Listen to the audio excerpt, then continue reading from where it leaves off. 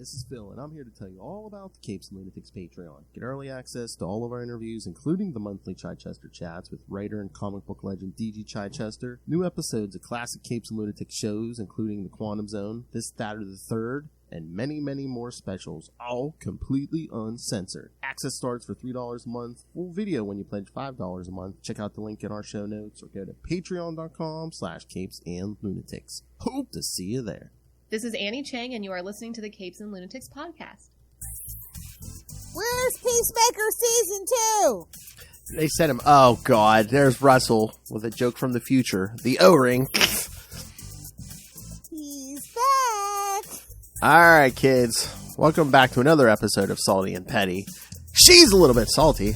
He's a whole lot of petty, and together that makes the Salty and Petty podcast. Welcome. That's right. I am Old Man Phil, and over there is, Old Lady Lilith, get off my lawn! and in the chat room is Paprika Russell. He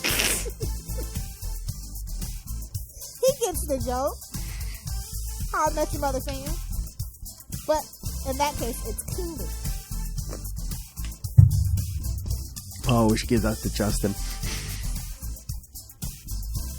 All right, so yes, we are back to this time to discuss. I think we didn't know where we're going to give you next time. Well, this time we're going to discuss some of our favorite soundtracks to movies. I was going to say, is there any TV show that had like a really good soundtrack? They really don't do them first. I do, actually, and I was going to bring it up. We'll talk about it. Okay, so yeah, so movie and TV soundtracks. And we're talking soundtracks, right? Not scores. Right. Okay, so yes, kids, so this is, compilations of music for your movies and TV shows.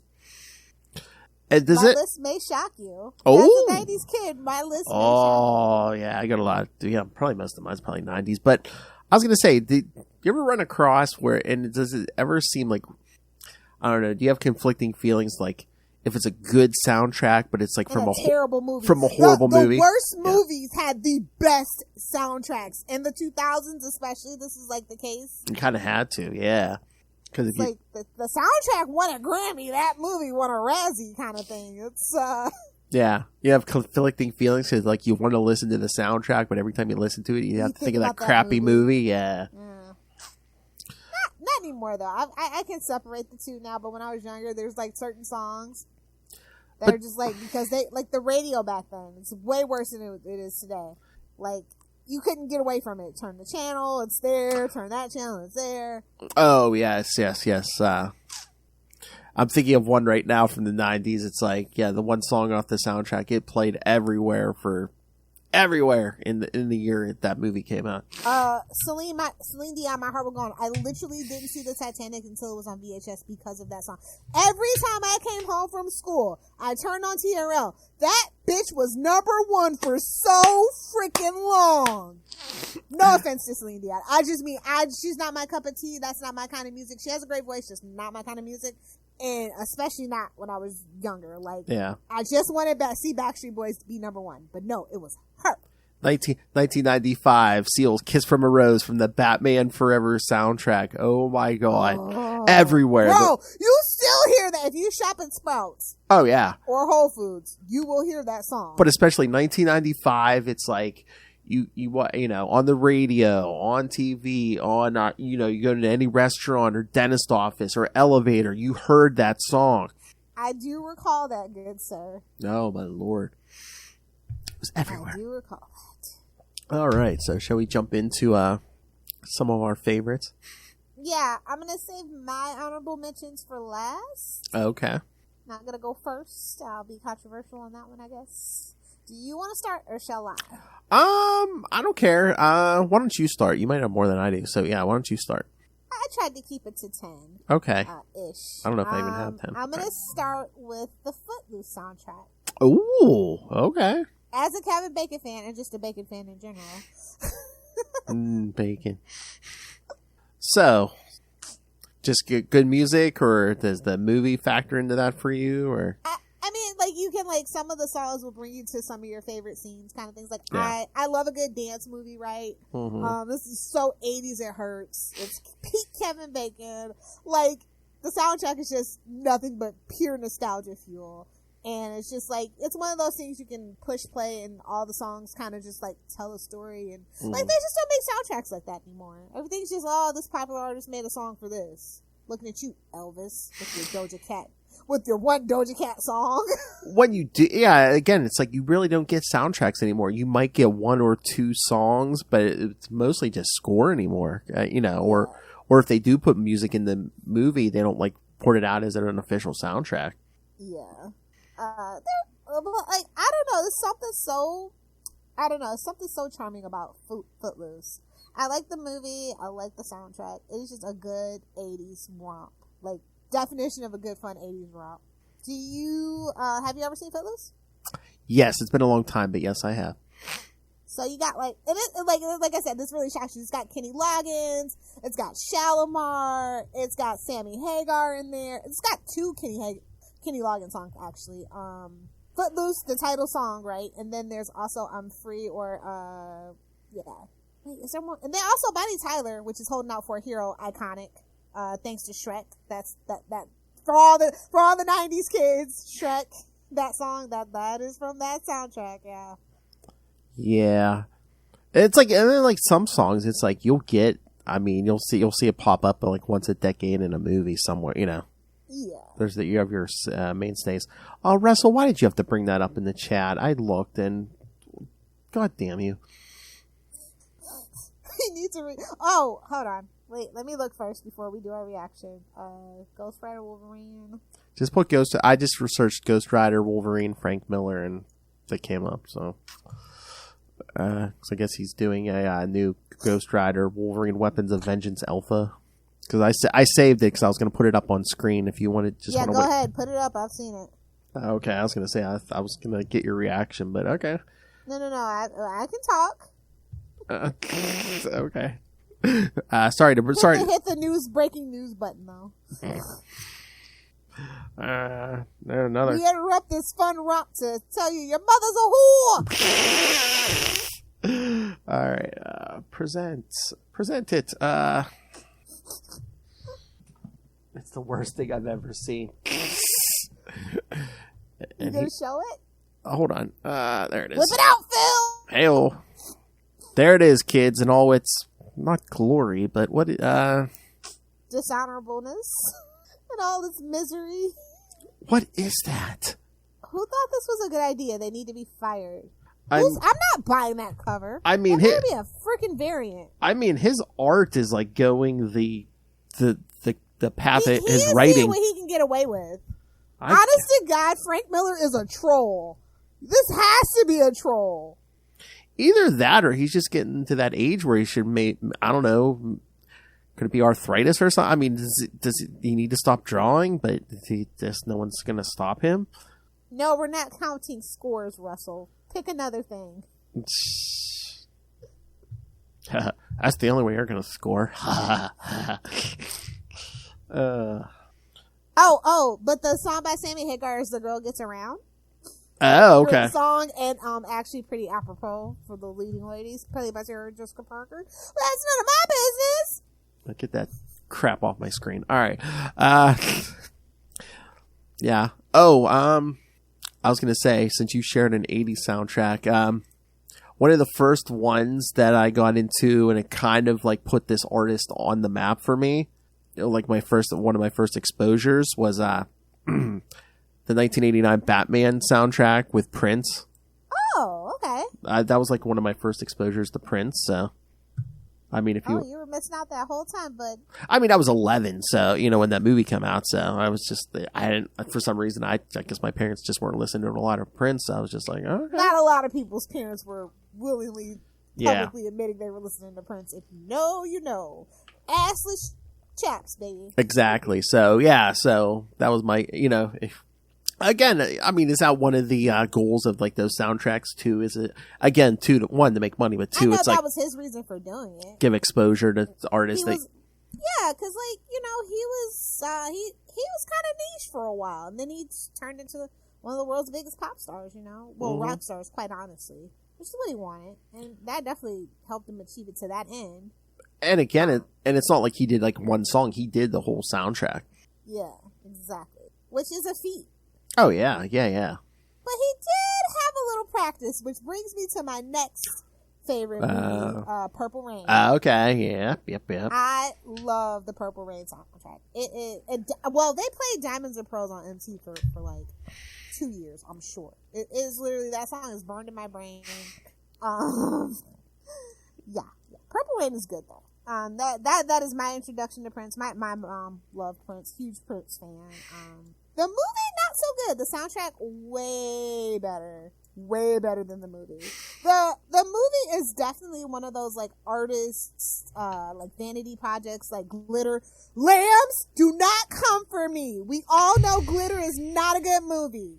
You can fight me, Lambs. I don't care. I tell the truth. I know the world full of lies. Tell the truth is crazy, but I'm gonna tell it. Fight me, nerd.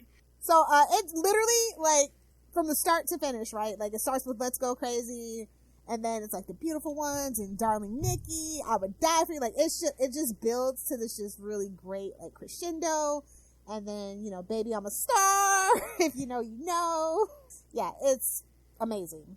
Give it a full like listen through one day. Oh yeah, I'm looking at you it. can also like watch the movie and see the songs and stuff too, like, you know what I mean? Yeah, I'm looking at it on Apple Music right now. But the soundtrack experience is much better. I'm just gonna say. Oh, I'm sure. Yeah, again, we said that. Purple Rain's a hood classic, but I don't know if it's a mainstream classic. I'll put it to you that way.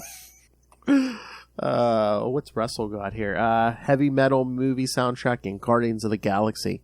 Oh yeah. But even heavy metal's really good. But even like I've been collecting those magazines lately. Oh really? Oh yeah, really? It's a trip to go back and see like those magazines are like I was like Wizard was a little edgy. That is super edgy. No. Yeah, I used to have a friend who collected those. Oh yeah, no, that's not Wizard's nothing compared to that. I was just like, oh, is this just like an industry? No, sir. No. Like now the movie makes more sense. Now that animated movie makes a lot of sense. I have context. But even the Guardians of the Galaxy thing, it's like the first two soundtracks were everywhere. I was looking for the yeah, but it's not like really original music. It's just like a compilation. Oh yeah, they're all Suicide Squad. They're all pretty much compilations, but it's like even like the first two, it's like you can go on pretty much anywhere and get the soundtrack. Yeah, but they weren't like written for the movie. No. But that's what I mean. That's the soundtrack. Yeah. But I was looking for the third one, and it's like basically if you want the like the assembled thing, you have to go on like Spotify or something. It's like they didn't bother to put out the mixtape on like they had it on album, they had it everywhere. Yeah, no, I don't think because I was looking on Apple Music and everything, it wasn't on there. I'm like, really? Because I thought I liked this one because there was a lot of '90s music. I was like, come on. Yeah. Or were they or is that like a big James Gunn thing? And they're like, oh yeah, he's done, so let's just probably that probably had a lot to do with it, to be honest. Yeah. Oh, but rolling into the James Gunn thing, I mean, I don't know if they ever put out an official soundtrack, but like I know people took all the songs that showed up in the show and put them in like playlists and stuff. The Peacemaker stuff. Yeah. Yeah. Oh, if you want to talk shows, I really only have. I mean, we could jump back and forth. It don't matter. I mean, these are like in my honorable mentions, but like Smallville, and you can they put out 2 compilations right when Pete was in the yes.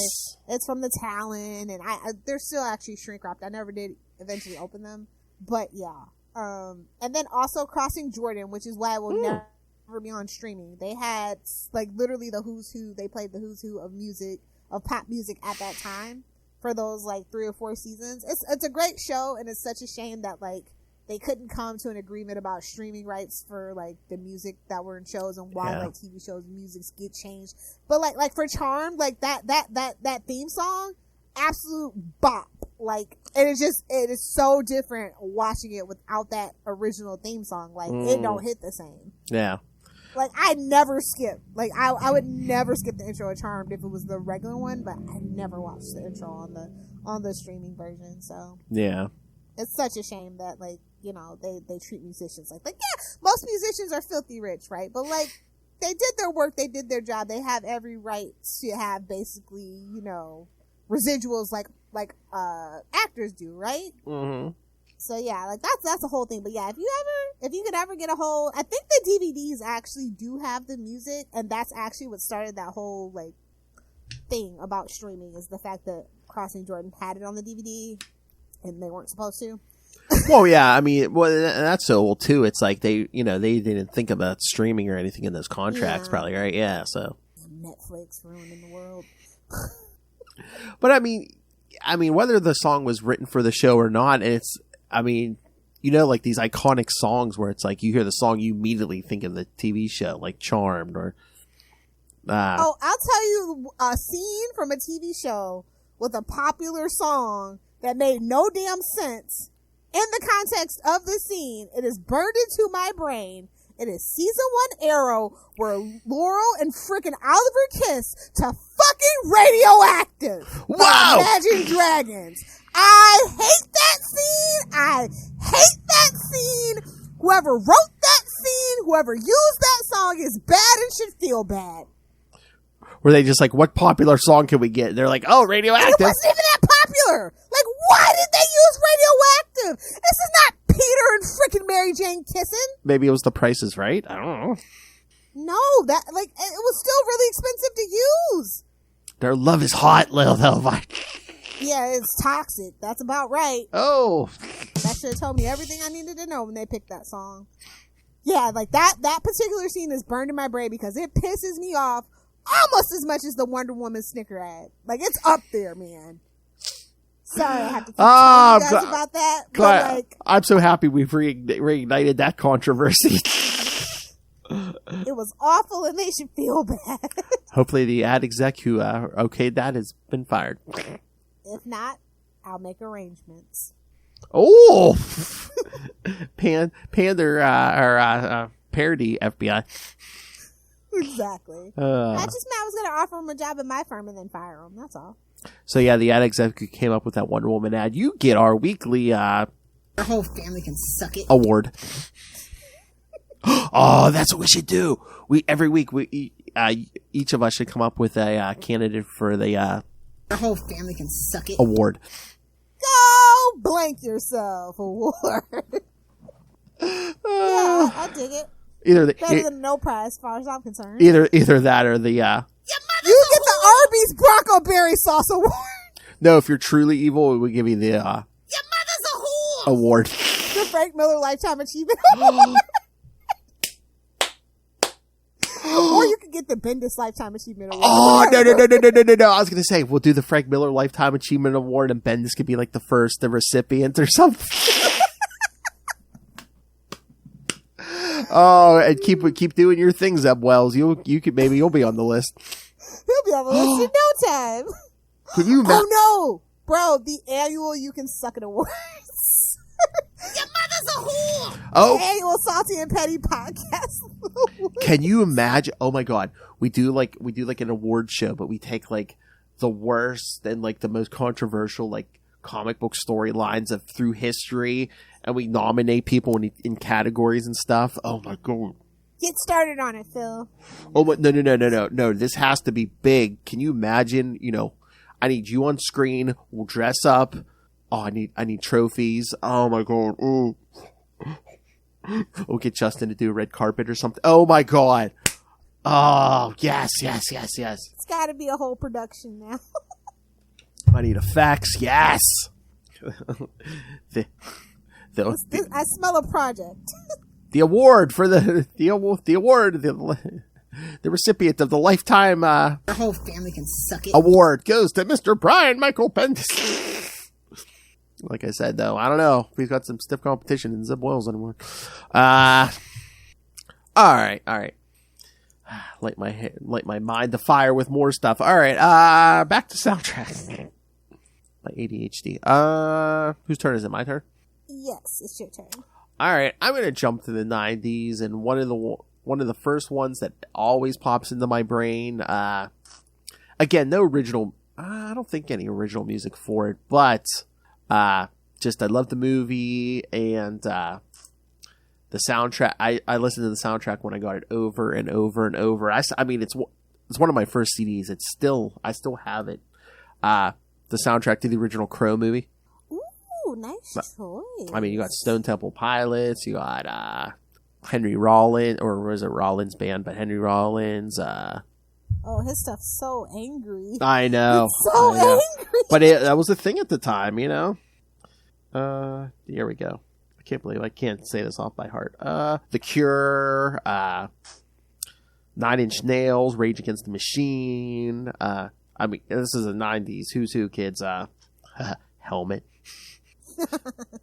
Pantera. Oh, wow. Yeah. I forgot how, that movie is really dark and depressing, especially. Oh, yeah, it opens up with. That soundtrack sets the mood. You thought Gotham was a bad place. Holy crap, you do not want to live where the Crow lives, bro. I mean, Lilith, the movie opens up with, this couple was killed. Exactly. And I think she might have been raped. It's like, yeah, and they're both killed. Definitely. She got raped. He got thrown out a window. Yeah. Yeah, you're not going to have... the soundtrack sets the mood perfectly. Oh, yeah. It can't rain all the time. And again, we've tried to redo this movie over and over again, and nothing beats the original. Well, it can't. We won't let it. It's a tragedy. Exactly. And then they did do a second movie, but... Oh, yeah. Oh, they did more than two. Isn't there a third one? Oh, actually? yeah. It's like direct to DVD. I was going to... Is there even a 4 maybe? But I don't know. Oh, don't tell me there's a 4. I was pissed with 2, but somebody told me there was a 3, and I'm like, I should probably fact check that, but I don't want to. After 2, I was kind of out, but yeah, I think anything from like 3, if there was any more after that, they were all straight to DVD, I'm pretty sure. Oh, okay. I'm pretty sure. The comics weren't bad, though. Yeah, no. Yeah. The rebooted comics that came out probably like almost... How long have we been doing like the whole Capes and Lunatics thing? It's been about that long. Oh, since like 2017? Yeah, it came out then. I don't think they ever followed up with it, but they were pretty decent. All right, so yeah, 1994 had The Crow. 1996 had The Crow City of Angels. Yeah, I remember that one. 2000 had The Crow Salvation. Okay, that's the third one my friend told me about that I didn't believe them. And 2005 had The Crow Wicked Prayer. Okay. Yeah, I know. Oh Lord. The Crow, what's that? Wicked Prayer, starring Edward Furlong and his girlfriend. Oh my God! Guess who plays his girlfriend? Who? What's her? Emmanuel, was it Sarika? The one who plays Lana on Superman and Lois. Oh. Are targeted by Satanists who murder them as part of a ceremony to resurrect the devil. I mean, no. If you understand like the crow lore, right? It makes sense. But the fact that it's a direct DVD to DVD thing, it's awful. Oh Lord. And to be fair, like the original Crow movie is like not a masterpiece, but it's moody, it's gothic, it's sad, Oh my God, we might have to cover just to poo-poo over it, because guess who the villainous couple are played by? Who? Luke Death Crash is played by David Boreanaz. Oh. And his lover Lola, played by Tara Reid. Oh, you know what? We're going to have a Crow month. Oh, yeah. We are going to have a Crow month. Oh, this one just needs to get reviewed just to poo-poo. Oh, my God. I can only imagine the dialogue with Tara Reid as one of the leads. As David Boreanaz' lover. He does like them blonde. Oh, who else is in? Oh, Dennis Hopper's in here. Danny Trejo. Of course. Tito Ortiz. Really? Yeah. I'm looking at the cast list here. Yeah. Oh, he was trying to be John Cena then. That's right. Macy Gray as Carmen. Oh, that sounds awful. We must watch Again, direct to video. So watch it be another Meteor Man. Hey, patrons, guess what you're getting? Watch it be another Meteor Man. We can't find it. You mean Puma Man? Well, that too. Oh yeah, we might have to do this. Like I said, the main love interest is played by Lana from Superman and Lois, so we might have to do this. Might be good for some clicks and views. But yeah, like I said, is it back to me or is it back to you? well, The Crow was mine, so it's back to you. Okay, so I'm on my third choice. And again, this might surprise you, but anybody who knows me growing up knows my mom was a disco queen. Ooh. Saturday Night Fever, 1977 movie soundtrack. Whoa. And I love the movie too. The Bee Gees, listen, I love the Bee Gees. You can't talk bad about the Bee Gees. If you don't know good music, then of course you hate the Bee Gees. But Bee Gees are actually like phenomenal songwriters and like producers. Oh, I'd say I don't stay. make the rules. I'd say- It's true. Oh, I can listen to some beat. I'd say "Staying Alive" pops into my head at least once a year. Well, they have the whole soundtrack is like crazy hit, disco hit after disco hit. Oh yeah. How Deep Is Your Love? Jive Talking More Than a Woman. A Fifth of Beethoven is like my personal favorite, which not too many people actually, if you're not a real Bee Gees fan, probably wouldn't know. And Manhattan Skyline, I personally think, is the best song on the soundtrack. Also, You Should Be Dancing in Boogie Shoes are cool too. But I like the more somber Bee Gees songs, so it's like, I don't know. It's a personal preference, I guess. Oh yeah. Trying to think where to go here. Oh, okay. Here, I'm trying to pull up some playlists here. All right, I'm gonna skip ahead to 2003. Again, I mean, we talked about this before. A decent movie, but I also enjoyed the soundtrack. To the Daredevil movie. Oh, that and Spider-Man are like freaking iconic. Yes. Which is what actually spurred this discussion when we were kind of covering. We were covering that soundtrack a little bit, like, yeah, we should just go ahead and pull the trigger on it. So yeah. Oh yeah, maybe we should just cover that someday. Yeah, but again, it's an early a snapshot of the early 2000s. I mean, Seether, Saliva, such a snapshot. Like Nickelback, Evanescence. Yeah, all the music people get made fun of for still liking now. Hoobastank. Hoobastank. Say what the meme is, but look up the meme about the guy who listens to Nickelback and how he gets made love to by his girlfriend. I love that meme. It's hilarious. Oh my! It is hilarious. Finger 11. I'm trying to think. Where do I want to put this? Hey-oh!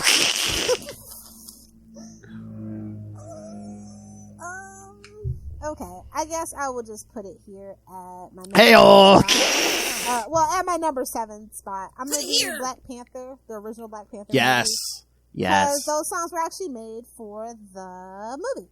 And Kendrick Lamar produced the whole thing. He got all his friends together. Just all the songs are pretty cool. Yeah. Pretty relevant. And this is I think the soundtrack definitely introduced people to a lot of like the underground rappers and stuff. And then you got the big, Pray For Me with The Weeknd, and then you got the Rihanna song. Oh yeah, you know who was into that soundtrack for the longest time? Luca. Really? Yeah. So yeah, it's like a lot of different it's a lot of different levels of like hip hop and alternative hip hop and stuff, and it's pretty cool that he was able to like make a cohesive soundtrack. Well, I mean, and speaking of from that same era, another one from around that same time that Luke and I really liked, the Into the Spider-Verse soundtrack. Yes! Bro, Sunflower was stuck in my head for a year. Oh, yeah. It's so funny because they have Miles singing it in the movie because they know that's the song. That's the hit song. That's going to be the hit song. They knew. That, what's up, Danger? But I think it's just like the same time, because because I think those are the same year, are they? Yeah, so it's like I was thinking like one with the other because they're so close in time and stuff. Yeah, I mean, 2018. It seems like forever ago, right? Because it's like basically like a couple of years. This is the before times. So it seems so distant. It's not really, but a lot's happened. Yeah. Back to you or back to me? I'm sorry. I don't know, because you mentioned the Black Panther, and then I mentioned the Into the Spider-Verse. Was that your final answer? Yeah, no. That's a good pick for me. Yeah. Okay, then I will bring up my number 6. A Star Is Born, the Bradley Cooper and Lady Gaga version, because those songs are also written and performed by the stars of the movie for the movie. Mm-hmm. So yeah, I thought that album was so good. Like, the movie was pretty good too, actually, but like the soundtrack is so good. It tells the story of what they're going through for sure. And I was like, I didn't think that A Star Is Born needed to be remade, but I was wrong. I was pleasantly surprised that I was wrong. Especially with Lady Gaga. Like, she ruined the American Horror franchise for me, so she redeemed herself here. But she's like kind of playing herself, sort of. So it's a whole thing, but it's a good soundtrack. Okay, so here's a question. Speaking of Lady Gaga, so does this mean are we going to get a soundtrack for that Joker too? It's going to be like the musical, like. I don't know, maybe. Right, that's what they said. I would assume, but yeah. I don't think Joaquin Phoenix can sing. He's not his brother. Not to be a rude asshole, but he's not. Is it possible to River Phoenix was an angel that was gone too soon? Can you get somebody to like fill in for him singing? Of course, they'll probably do what they did for Halle Berry and Dorothy Dandridge. They'll have somebody lip sync over it. Of course, they'll just lip sync to it. But still, it's terrible. It's like one person can actually sing and then the other person can't. Mm-hmm. Ooh, not a good look. Not a good look. We'll fix it in post. They're gonna have to. Let me see. Let me jump back here a little bit. From like, what was this, 1998, I believe. Yes, because me and a certain someone I was dating at the time played this over and over. 1998, the soundtrack for Armageddon, especially if you're an Aerosmith fan. Nice. So, I mean, that's how come I became a Liv Tyler fan, I'll tell you that. Hey-oh! What, Animal Crackers? Hey-oh. Exactly. This guy gets it. Yeah, I mean, yeah, there's a bunch of Aerosmith on here. Journey, ZZ Top. Come on. Bon Jovi. Of course, Our Lady. Remember when Our Lady Peas was a thing? Yeah, I do, actually. Again, 98, 99. So, yeah, again, it had, like, personal interest in me. But, too, again, if you're an Aerosmith fan, like, it's what, like, half that soundtrack's like Aerosmith. Yeah. And, again, you hear that one song, you know, I don't want to miss it. I mean, you think of that movie. At least I do. Yeah. Oh, my God. Not to get too far off topic, but did you ever play that, there was Aerosmith had, like, this, arcade game in the 90s. It was basically a shoot 'em up. Really? Yeah. Here, That's crazy. See if I can find it. Yeah. And like, Kiss had one too. So like they had a pinball machine. The Kisses had everything on. Yeah. That's interesting. But it's basically like, oh, you gotta help Aerosmith and like shoot these bad guys. You know, there's. I mean, can't they just play guitar at them? Why do you have to shoot them? It was probably like it was probably just skinned over something that was a shoot 'em up. Maybe, yeah. Because I'm trying to remember. Like you know, Super Mario Brothers 2, like why it looks like that is just a skin or something because they wanted to put something out. Maybe. I mean, yeah, it's just like, oh, Steven Tyler got to show up for 2 seconds. So like in each level, okay. Yeah, now it's up to you. So like the rest of the band, we don't have to. Not really. You can sleep in and stay home. Oh yeah, I'm seeing. Oh, here we go. Hold on. I'm seeing one screenshot. I'll share it, but yeah, but I mean that was one of the ones you'd see at like a ton of the arcades in like the 90s and stuff, along with like the X-Men arcade game, the Avengers arcade game, Ninja Turtles. Yeah, Ninja Turtles. Oh, Ninja Turtles and Simpsons is the only reason I went to that. Oh, and Street Fighter. Oh yeah. Those are like the three. I mean, everything else I had at home. It was fine. I mean, I'd have to do like 20 screenshots to give you the whole gist of the game, but here's see, you had to like this level. I can get the gist of that. This level, you're like shooting the guys in yellow while they're playing on stage and stuff. And, yeah. How dare you interrupt the Aerosmith concert? You get a bullet, and you get a bullet. Save the concert. Oh yeah, and then like your special weapon, like you hit the button on the side of like the gun. It's like you're shooting CD discs at them. Ooh, that is a little too 90s, bud. Exactly. Well, again, it was like I said, it was the 90s. I'm gonna go with my favorite soundtrack from my favorite Disney Renaissance movie era, Aladdin, 1992 version. I'm so sad that I have to specify that. A Whole New World by who was that? Bebo Bryson and Regina Bell. So beautiful. Mm-hmm. That was also Aladdin's World, aka it's the whole thing is really good. Like the actual like soundtrack, and then the score is really a bop too. A whole new Like Me. Yeah, A Whole New World. That's another song you couldn't escape. The once that movie came out. Yeah, there's the movie version, and there's like the movie soundtrack version. Yeah. But yeah. And then I actually listen to this sometimes just to hear Robin Williams' voice. Right? It's Legend of the Lamp because it has that monologue. From yeah. Yep. So, yeah, remember that back in the day, like that, and like the aforementioned Prince Batman soundtrack, where like they actually took like dialogue from the movie and stuff and like worked it in. And guess I wasn't prepared because more stuff just keeps popping in my head. That's what this is our ADHD podcast. It's fine, Phil. I know.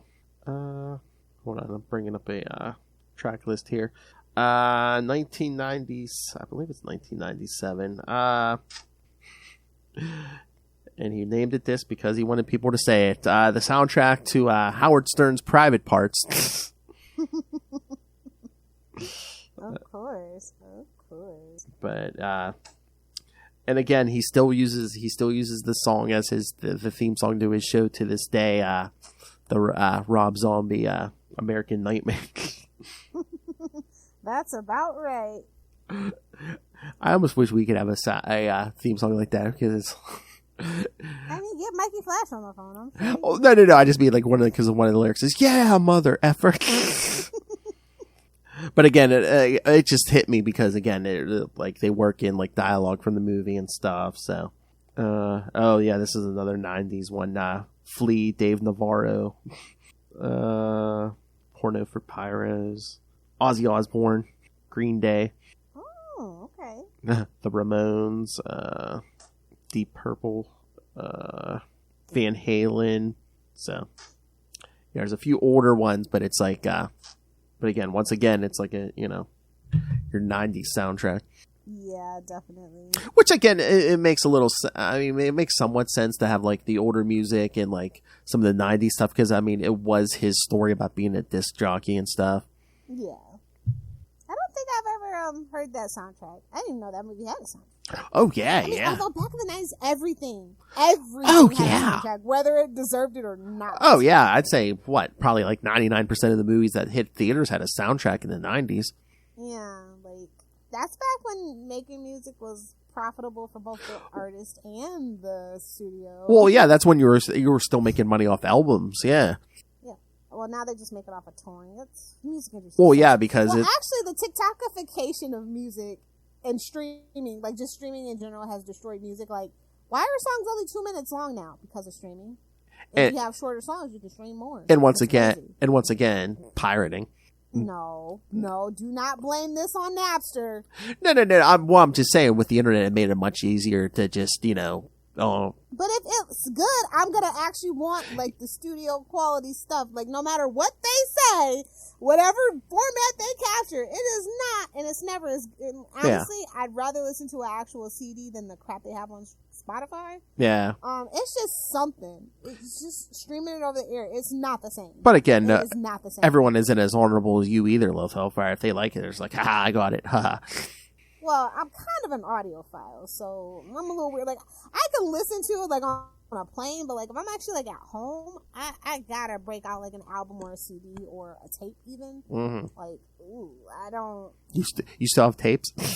I actually do. I have a very extensive cassette collection. Because I was gonna say, I'll admit to having a bunch of CDs, like when you walked in here in that little cabinet over there, like yeah.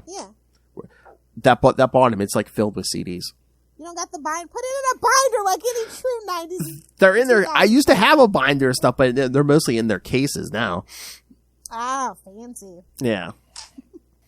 Again, it's like these kids don't know, whether it's like a vinyl or it's like a CD or a cassette. Codification of music destroyed the world. Yeah, I mean, you had the album art, you had the liner notes. Sometimes you got lyrics, sometimes, and yeah. And if you were a boy band fan, then you know all about the interactive CD where you could have like the liner notes, posters, and like letters from them. Like, yeah, CDs had their way in the 90s and the 2000s. Where's my Danielle drop? We're doing me now. Or you'd be lucky and they have like the video on there too. Yes. Or like them performing the song live in concert. Yeah. Stuff like that. Yeah. They don't make it like that anymore. No. Speaking of stuff they don't make like that anymore, my number 5 is gonna be Dirty Dancing from 1997. Not Dirty Dancing Havana Nights. Not that there's anything wrong with that movie. This is superior, obviously. What, the original? Of course. Oh my god. This is like one of the best-selling albums of all time, by the way. Oh, yeah. Not to mention just movie soundtracks, but album of all time. I mean, Corey Carmen was on a roll in the late 80s, honestly. He's been on like at least 2 of these other damn CDs. I know he was on Footloose, and he's probably going to come up one more time. But like Time of My Life, right? Like if you have ever been to a wedding and they didn't play Time of My Life, you were at a bad wedding. Hate to break it to you. This may Hate to break it to you. The Dirty Dancing might have been the very first soundtrack I ever heard because my mom had it on vinyl. Oh, that's the best way to listen to it between us hands. Mm-hmm. Hungry Eyes by Eric Carmen, though, that is actually like one of my favorite all-time songs. I don't know why, but like Eric Carmen had a way with words in the 80s, man. Oh, You Don't Own Me Too by the Blow Monkeys. Classic. Classic. Exactly. And then In the Still of the Night, the closer of the soundtrack, yes. The 5 Satins is pretty good too. Yes. See, you're naming all these songs, and it's just popping back into my head. I'm just like, yeah. Oh, and you know, Patrick Swayze has a song on here. In case you aren't like a big fan like I am, She's Like the Wind. He actually does sing that song. Oh, yeah. If you didn't know, he was a trained singer and dancer. Actually, he really effed himself up during Dirty Dancing. Though, really blew his back out and stuff. It's a real sad story for Patrick Swayze behind the scenes and stuff. Mm-hmm. Also, Jennifer Grey too. But you know, if you know, you know. Nobody puts baby in a corner. Nobody puts Lilith Hellfire in a relationship. Yeah, I'm so over that. Good for you people who can stand humanity. That you can find one person you like to spend the rest of your life with. I can't do it. Oh my. Don't want to do it. Wait, where's my old drop? Caring for another human being? Oh, here's. Exactly. Caring for another human being that isn't myself? Oh my. Oh my lord. Alright. Sorry, I'm just looking at okay. I'm just going out of order. I know you probably have them. That's fine. I mean, my like I said, my list is all over the years. Like, there's nothing consistent, but I do have a little bit of rhyme and reason. And again, for some reason, I mean, we brought this up in the beginning about like movies that weren't that good, and like, but I can listen. I'm not even gonna say this. Well, all right, I'm gonna do 2 here because it kind of goes together. But it's like they're not even superior, but I can for some reason I can listen to them over and over way more than I can watch the movies. Batman Forever and Batman and Robin. Like, I can listen to the soundtracks way more than I can watch those movies. Yeah, I think that goes for everybody except for maybe Tyler. I know. Oh yeah, but Batman Forever. Of course. Well, again, Kiss from the Rose. I think we were all just hypnotized by that. You know, we were told we like that. Yeah, that's one of those repetitious brainwashing things for sure. And of course, yeah. Wasn't it even in like a McDonald's commercial or something ridiculous like everywhere, Lilith. Hey. Like, one of my first jobs as a teenager was at McDonald's. I heard that damn song over they played it in the dining room. On McDonald's radio? Yeah. I'm telling you, it was everywhere. I swear I was in an elevator the one time I heard it. It was everywhere. I wouldn't doubt it. That was one of those inescapable earworms for sure. Exactly. Oh, and of course, one of my all-time favorite bands was on here, The Offspring. Yeah. Yeah. And the Batman and Robin sound. And again, these were both pure, mid-late 90s soundtracks. Batman and Robin, Smashing Pumpkins, of course. Ooh. That seems like it should be more for a Spider-Man soundtrack, but that's not my business. Yeah. Oh God. Smashing Pumpkins because of the gobble gobble. You can't escape it. Sorry if I was on the ball, I would have been gobble gobble. It's gobbling o'clock somewhere. Whoa. He's marking that down. He's like 48:15. Got it. Couple of balls down the gob. Goo Goo Dolls, Joel, R.E.M. Ugh, okay. This might be another episode. R. Kelly. Oh, that's going to segue perfectly into my next one. All right. The inescapable earworm of I Can Fly from the Space Jam soundtrack. I remember that one too. It was everywhere. That was everybody's graduation song. That weddings everywhere. That was the kiss from a rose of its year. Yes, it was. Yes. But the whole Space Jam soundtrack's pretty cool for a kid, which I was. I was a very young child. I actually really, really love Space Jam, the original, not that LeBron. Yeah. You know who discovered that last summer? Luca. He watched them both, but I think he even said he liked the first one better. Yeah. It's funny. Even though I don't even like Michael Jordan, like I've never liked Michael Jordan. He is a person of convenience, much like Bill Clinton, which we can get into some other time. But so it's really funny that I love Space Jam, but I hate Michael Jordan. Always have. I've never been a Michael Jordan fan. I don't own Jordans. I wear Air Forces. Oh my! It's a whole thing. So yeah, it's really funny that literally I have that on DVD. I have it on VHS. I have the soundtrack. It is probably going to be it's been in my Spotify rap since rap has been a thing. So it's one of those things where I like the movie and I like the soundtrack. Yeah. The soundtrack is just fun. That is you remember those MTV, what is it, jock jams? That is exactly the essence that it captures. It's one of those stadium rock kind of, soundtracks. Oh, it's yeah. Everything's just get up, stomp your hands, clap your hands, that whole thing. It's just a fun soundtrack. Oh yeah, I remember when MTV would just put out CDs like that. Yeah, or they would do That's My Jam, or it's they would put out stuff from Headbangers Ball and stuff. The spring break of the year. Yeah, they would find a genre, kids, and just put out a bunch of songs in that genre. Yeah, it was the original Now Music, I guess you could say, probably. No, that's what I call music or whatever. Yeah, is that what it is? Yeah. I don't know. Do they even still make those? They do. It's crazy. They do. Wow. As of 2018, they did have one out. I asked myself that, right? Because I was like, do they still make those? Because I remember they were still making Kids Bop, yeah, which is basically the kids' version of that. Because they used to have commercials for those, and I haven't seen any commercials the last couple of years. Well, I can't speak to commercials. Let me see. Hold on. That's what I call it. Yeah, but yeah, as someone who does watch commercials of Hellfire, yeah, I can't remember seeing any commercials for those. That's probably on at 3:00 in the morning though. Maybe. Oh, you know what? Maybe that's when I was seeing the commercials because I used to work nights before Luca was born. So yeah, that's probably when I saw those commercials 1 o'clock, 2 o'clock in the morning. Now that's what I call music. 85 was released February 3rd, 2023.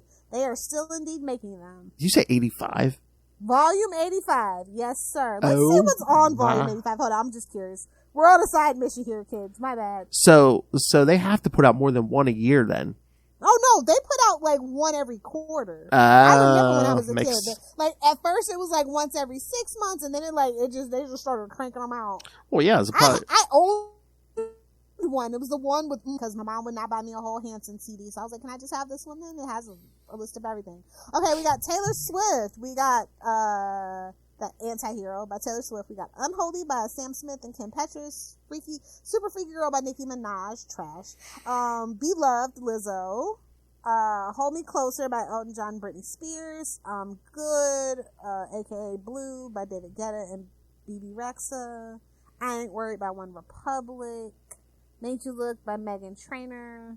Star Walking. Oh, that's a little late on that one for Lil Nas X. Victoria's Secret Jax. Snap by Rosalind. Die For You by The Weeknd. My Mind and Me by Selena Gomez. Golden Hour by Juke.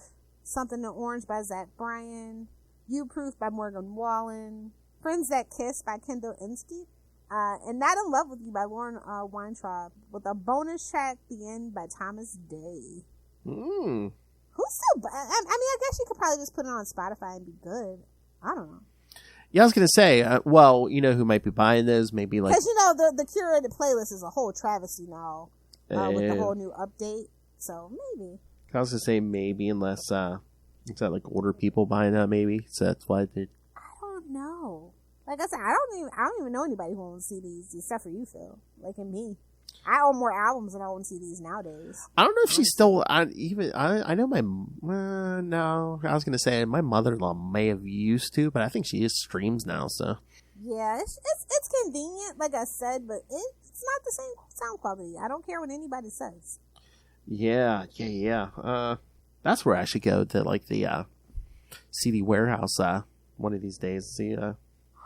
Columbia Music buy all these CDs for a penny. Scam. The original freaking 80s scam, really, but I can still smell that paper, man. Oh my. That's what I learned, to read the fine print. All right, and I'm not gonna let you get away with that.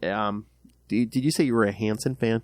Yes. I Okay. liked all boy bands. Okay. I remember the first time I saw. Although a 3-man boy band it's a little lame, to quote South Park, you know. Anything you gotta be 5. It's gotta be 5. Well, I get it, but it was a family thing.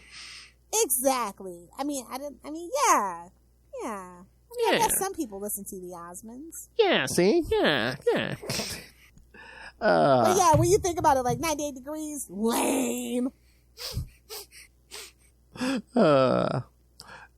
But no, I remember the first time I saw a Hanson video, and I'm sorry, but I was just like, I was like, Who are these lovely young girls? that's why I was like, I'm like, who are these young ladies? And I was like, oh, wait a minute. Well, it's the same thing with Nelson. From behind, it's like, Whoa, hell. yeah. I mean, I only like certain hair metal group hair bands. You know, it's like Yeah. you gotta be careful. All right, whose turn is it? It's probably mine. I'll go with. I already said Space Jam. So I guess that makes my number 2, The Lion King, my second favorite Disney Renaissance movie, as well as second favorite Disney Renaissance movie soundtrack. Ooh. That probably actually plays in my head while I sleep. I'm pretty sure. I'm pretty sure. I Can't Wait to Be King. It's definitely one of those songs that are just always in my head. So. I thought you were gonna say that's where you play you hear it in your head on a date in the jungle. The lion, being Lilith Hellfire, sleeps tonight. Now she's gonna eat you. Exactly. But yeah, I love Lion King. Just to throw back what we were talking to earlier. Like, I literally remember getting done watching a commercial for Lion King to come back to a breaking news story to OJ, right? Like, yes, that is a thing. Those two things are very intertwined in my brain. I literally remember I was sitting in my childhood bedroom, which you've seen. I think I was sitting on the bed, probably reading comic books. Big surprise. I just had the TV on. I look up. I'm like, wait, what's this white Bronco? What? O.J. Simpson? What? Not National Treasure O.J. Simpson. Not Orenthal. Not Orenthal from the Airplane series. Not the hilarious character from the Naked Gun movies. Oh, is it Naked Gun, not Airplane? I don't know. Was he? I don't know if he was an Airplane, but I know he was a Naked Gun. I don't know. Yeah. Whatever Leslie Nielsen was up to. Yes, I know he was a Naked Gun. Yeah. Oh my God, that has to be an episode: the rise and fall of O.J. Simpson. And the rise again. Hey, I know. Wait a minute, this isn't I hope they don't try to sue us. Hey, it's for the world's be. Somebody on YouTube's thing. Hey, man, true crime's popular. Lilith Hellfire. Is it though? Supposedly. I thought we were back to creepy pastas. Oh, I don't know. I'll have to double check. But you know, women, we love murder porn. Well, yes. Oh, we could talk the murder porn episode of South Park too, because that's hilarious. Women like to see people get murdered. It's true. So we can learn what not to do. That comes from uncancelable Charlie Esser. I'm uncancelable. Everyone loves cocaine. That's what we need, the Charlie Esser life story. Oh boy. Can you imagine? Nobody's gonna go on record to say they know him. Oh, that's who I want to interview, ex-girlfriends. No. Yes. Oh, childhood friends. Old childhood friends. They definitely have the dirt. Remember that picture I shared with you of a young Charlie Esser? I need to know the story behind that picture. Was he like failed rapper or something, or R&B singer? Something. He had to be something. All right. Am I up? You're up. I'm at my number one, just so you know. Okay. All right. This 1997 spawned not one, but two albums. Again,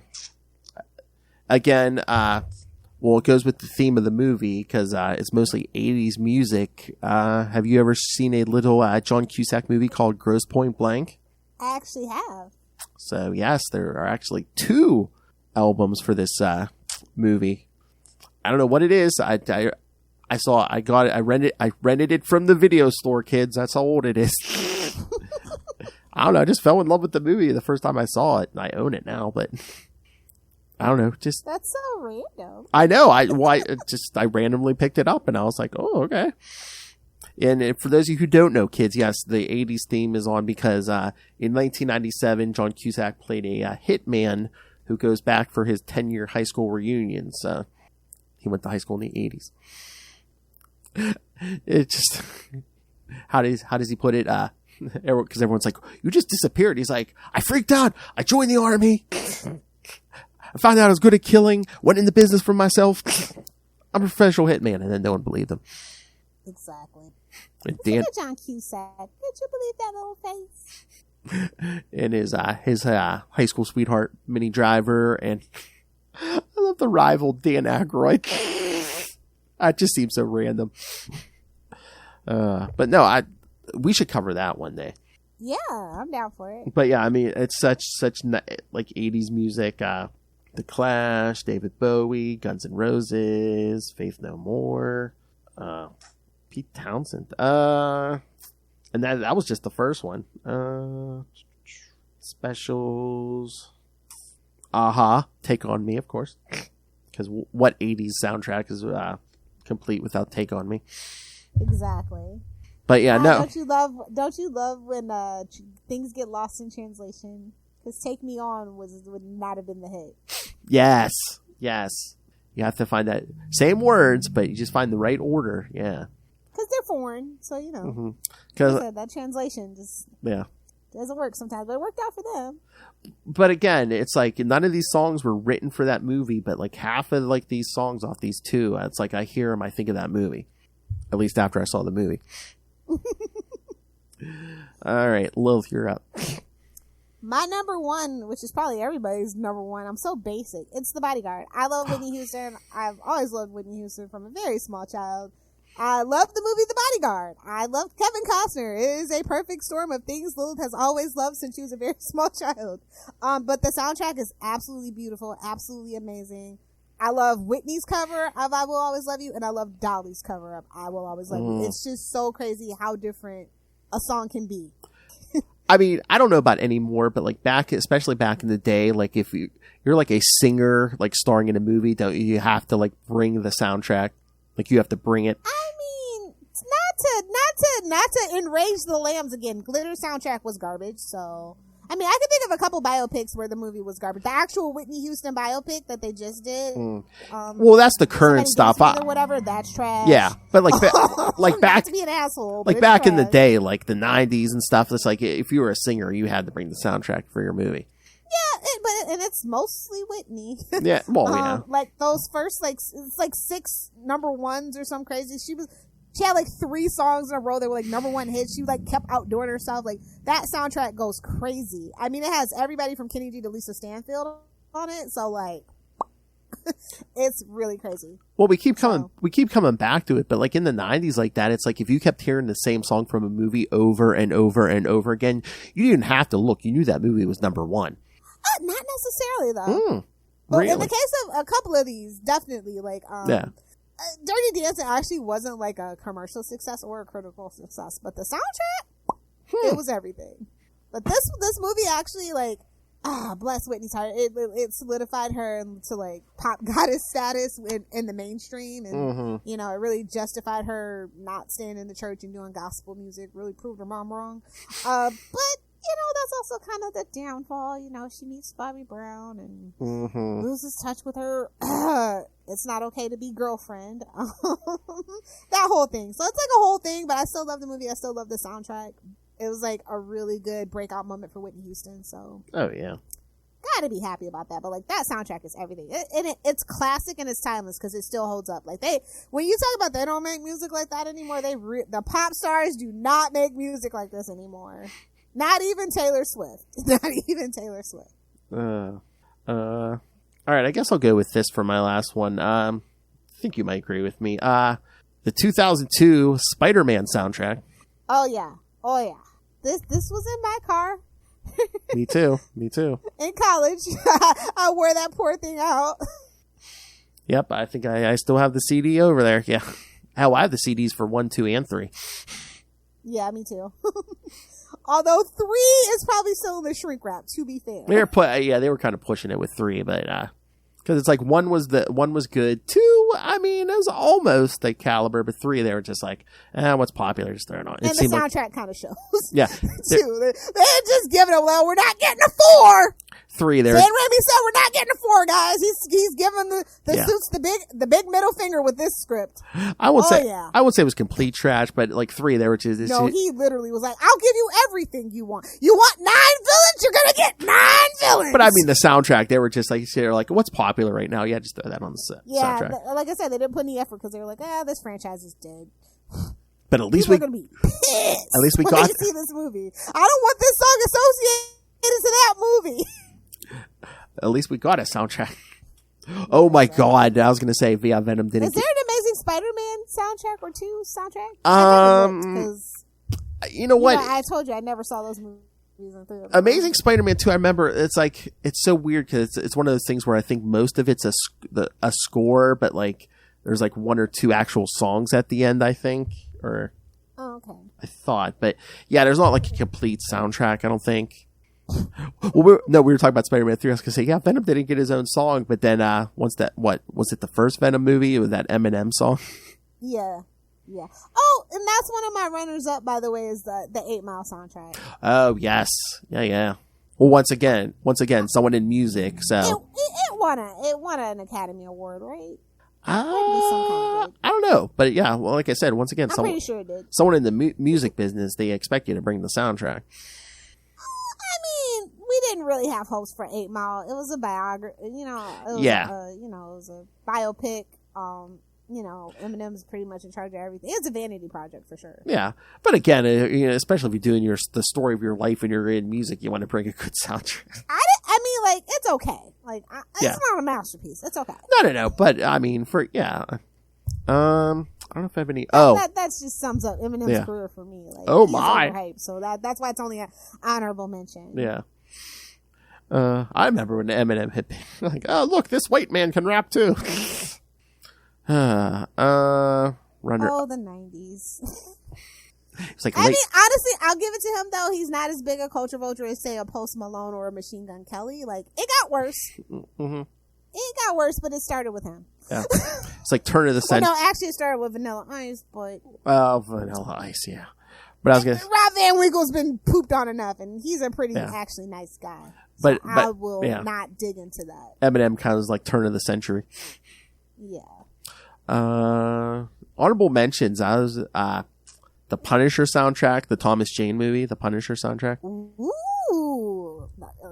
Phil likes angry, loud music, man. He does. Oh, you should have known me in the 90s, kid. Oh, I guess another honorable mention would be Grease, but I don't really count it because it's like a musical, so it feels weird to like. But yeah, you know what I mean. But I kind of like the Grease soundtrack. Yeah, it's not bad. Hold on. Oh, you know what? Oh, another honorable mention, probably from the same time. 2002. The Vampire Lestat soundtrack. You know, kind of like the soundtrack's better than the movie in that category. Yeah. Oh, before I forget, I have to put Clueless, because talk about like 90s perspective from a girl's perspective, right? You got like Cracker, you got Luscious Jackson, you got some Beastie Boys, you got Mighty Mighty Boss Tones, Coolio, Jill Sablé, The Muffs, Velocity Girl. So yeah, that's another one of those. Ooh, it's so 90s it hurts, but like that is a ultra girly perspective. Now that you bring that up, I mean, I'm sure they made enough shekels in the business, but how much money do you think the Beastie Boys made just from being in movies and TV shows, their music? So much. Oh, yeah. Because it seems like at least they're in one or two things at least once a decade. At least. You know, they put in their time. They put in their yeah. I'm not saying they don't deserve it, but yeah, I mean, it just seems like every... They're yeah. Like, every couple the years... only white boys I really like. That was like, we'll allow them. Yeah. They didn't, like, completely ruin everything. No. It just seems like every couple years, man, they get their shekels. You know, they're super artistic in a lot of other ways. Yeah. It's very much, they're like the hip-hop version of Green Day, basically. Like, they'll write plays, they'll do this, they'll do that, they'll speak out against something. You know, that's just them. Yeah. I'm trying to... Come on, Dave Grohl, I need you to write a whole soundtrack. Write a play, bro. Write a play. Because he seems like a good guy, because, I mean, there was that... What was that, a couple months ago? They were like, yeah, he just showed up at a homeless shelter the one day. Or no, was it after a flood or something? It was after something. Or was it the wildfires in California? Something was going on, and he just, like, showed up at, like, a shelter and just, like... Well, I think they say, like, barbecuing for, like, 10, 12 hours, just, like, feeding people. And, like, nobody knew about it until, like, the internet just, like, basically... I remember you mentioned that. Yeah. That is really cool. So... It's like the Keanu Reeves that way. I do like that when people who actually, like, are successful and famous, they're actually, like, nice people and they deserve it. Like you said, like, Keanu... Because I think they said... Oh, I don't want anybody to yell at me, so I do have to mention Empire Records. I don't want nobody to yell at me. Empire Records, I mentioned it. Enough's enough. We get it. A bald Robin Tooney. Fetish. I get it. Okay, honorable mention, which I probably had on cassette back in the day, the soundtrack to Wayne's World. Yes, of course. Mm-hmm. One of these days we'll get around to reviewing that movie. Yes. Again, man, we could do movie reviews, old movie reviews here. Yeah. It feels like it's always something pop culture related hanging over our heads. I know. Flash movie. Well, we'll do that on Capes and Lunatics. I know. The Salty and Pity podcast. We'll do anything. Anything for clicks and views and likes and shares and comments. Don't forget comments. Anything for likes. I'm back in middle school all over again. The Salty and Petty podcast. We're whores for views and clicks. We didn't make that Frank Miller drop for nothing. Your mother's a whore! I love how you tried to, like, perfect that. I'm like, no. That one's perfect. No, don't try to reinvent the wheel. Your mother's a whore! It's nice, it's simple, it's to the point. And again, we have to come up with that award show. Your whole family can suck it. I'll let your brain set on fire with that. The third so you probably end it so you can get some ideas in, bud. Hey, the third annual. Your whole family can suck it. Awards. All right, so the Salty and Patty podcast presents. Yeah, that's right. The Capes and Lunatics in association with the Salty and Petty podcast present. Oh God, we're not going to be those people, are we? Written by Phil and Lilith, produced by Phil and Lilith. Starring Phil Directed by Phil and Lilith. with special guest host Justin Hall. And all their friends. And foreign correspondent Ray. Drop Bear Tamer. No drop bears were harmed in the making of this production. No wild animals or Joker nuggets were harmed in the filming of this. Wild like an animal. Yes, no drop bears were harmed in the making of this. All right. Are we done? Yeah, I think so. All right. We got a whole month of Transformers for you guys coming up. That's right. June, yes, we'll be talking Transformers, including a review of the new movie. But next week, we will be joined by special guests Justin the Owl and Russell, Wild Like an Animal. Team Mountain Dew. Yes, to review Transformers comics and pretty much anything else Transformers. So, and they may join us they should be joining us. Well, they're invited the whole month. We'll see. So, but we are going to get a review or a debate on Transformers G1 versus Beast Wars. So, I mean G1 versus Beast Wars. So, yeah, send all your Transformers thoughts in here. Send us your soundtrack thoughts, hell, just send us random thoughts. Send us dirty limericks. Email us, CapesandLunatics@gmail.com. Hickory dickory dock. That Frank Miller cover sucks some. Anyway, that doesn't rhyme. Cock-a-doodle-doo. Oh yeah, it does. All right, kids. So yes, email us not Capes and Lunatics, which you can though, but Salty and Petty 69 because Lilith demanded it at gmail.com. Salty and Petty 69 at gmail.com. Or call 614-382-2737 at 614-38-CAPES. Operators are standing by. And again, find all things Capes and Lunatics episode. Buy your tote bag. Your beer cozy. Find everything Capes and Lunatics at tubespace.io/Capes and Lunatics Podcast Network. That's tubespace.io/Capes and Lunatics Podcast Network. All right, Lilith Hellfire, where can people talk to you about I'm officially an music? old lady, and I've succumbed to old ladiness. So the only place you can find me on social media right now is Facebook. So you can friend me, and you should probably friend me before July. That's all. Oh, Either do the 6 or do the 9. she's teasing me here, kids. Even I don't know what this is. Either do the 6 or do the 9. So It's all rape and murder, I'll tell you that. Somebody's muffin's getting buttered. That ain't my business. all right, kids. Thank you for joining us for this musical discussion. Join us in 1 week for the start of our Transformers month. Roll out, Autobots! This June is going to be more. It's going to be more than meets the eye. Or, you can be a Predacon like me. It's all good. Predacon the young men. That's right. As it should be, as nature intended.